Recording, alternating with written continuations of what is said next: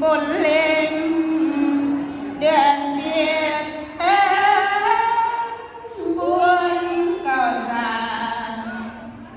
เปียก่อนหิวยาเขากันไว้กันหัวปี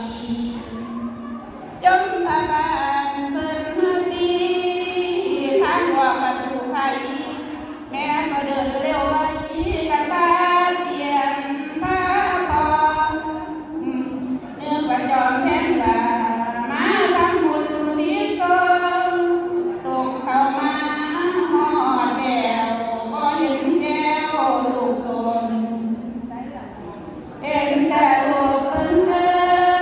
นหาพ่อแม่เจ้าเจ้าลูกตัวข้าเลี้ยวไหลหอดก็มาลินมาแม่มาพ่อคอยตา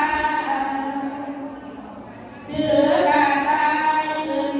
เบิดไปลูกเอิ้นเจ้าลาวตั้งจังเอิ้นก่อนบ่ยิ่งเข้ามาบ่แม่นดำเสียงเขาเอิ้นพ่อแม่เขาแม่ก็หิวยาข้าวแต่เช้าตรู่จนไงเอ้ยทั้งแม่เอ้ยสองพุทธาสาธุมาบานบ่สงสารแม่บ่ลา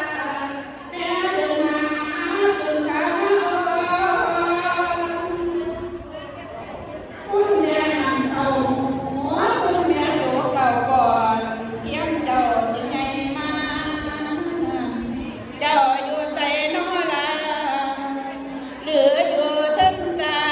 ลาไม่เลยเกินไปขอเห็นหน้าอยู่เจ้า